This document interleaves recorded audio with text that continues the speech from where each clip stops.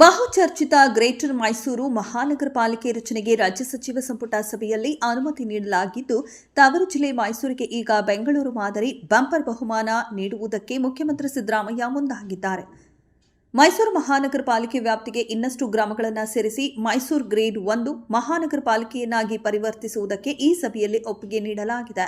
ಮೈಸೂರು ಮಹಾನಗರ ಪಾಲಿಕೆ ವ್ಯಾಪ್ತಿಗೆ ಇನ್ನಷ್ಟು ಗ್ರಾಮಗಳನ್ನು ಸೇರಿಸಿ ಮೈಸೂರು ಗ್ರೇಡ್ 1 ಮಹಾನಗರ ಪಾಲಿಕೆಯನ್ನಾಗಿ ಪರಿವರ್ತಿಸುವುದಕ್ಕೆ ಈ ಸಭೆಯಲ್ಲಿ ಒಪ್ಪಿಗೆ ನೀಡಲಾಗಿದೆ. ಬೆಂಗಳೂರು ಮೆಟ್ರೋ ರೈಲು ನಿಗಮ ಲಿಮಿಟೆಡ್ ತನ್ನ ಕಾರ್ಯಾಚರಣೆ ಮತ್ತು ನಿರ್ವಹಣಾ ಚಟುವಟಿಕೆಗಳನ್ನು ಬೆಂಬಲಿಸಲು ಸಮಗ್ರ ದತ್ತಾಂಶ ನಿರ್ವಹಣಾ ವ್ಯವಸ್ಥೆಗಾಗಿ ದೆಹಲಿ ಮೆಟ್ರೋ ರೈಲು ನಿಗಮ ಲಿಮಿಟೆಡ್ನ ಸಹಾಯವನ್ನು ಕೋರಿದೆ.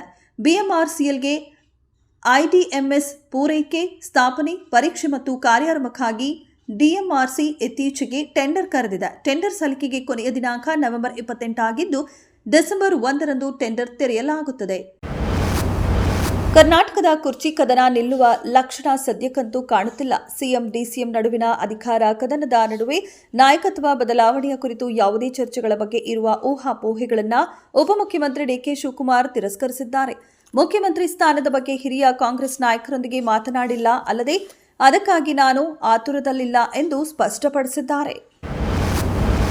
ಬೆಂಗಳೂರು ನಗರದಲ್ಲಿ ದಿನದಿಂದ ದಿನಕ್ಕೆ ಬಿಎಂಟಿಸಿಯ ಎಲೆಕ್ಟ್ರಿಕ್ ಬಸ್ಸುಗಳಿಂದ ಆಕ್ಸಿಡೆಂಟ್, ಬ್ರೇಕ್ ಡೌನ್ ಮುಂತಾದ ಸಮಸ್ಯೆಗಳು ಉಂಟಾಗುತ್ತಿದ್ದು, ಪ್ರಯಾಣಿಕರಿಂದ ಹಲವು ಆರೋಪಗಳು ಕೇಳಿಬಂದಿವೆ. ಇದೇ ಕಾರಣಕ್ಕೆ ಬಿಎಂಟಿಸಿ ನಿಗಮ ಎಲೆಕ್ಟ್ರಿಕ್ ಬಸ್ ಕಂಪನಿಗಳಿಗೆ ಬರೋಬ್ಬರಿ 25 ಕೋಟಿ ರೂಪಾಯಿ ದಂಡ ಹಾಕಲು ಮುಂದಾಗಿದೆ.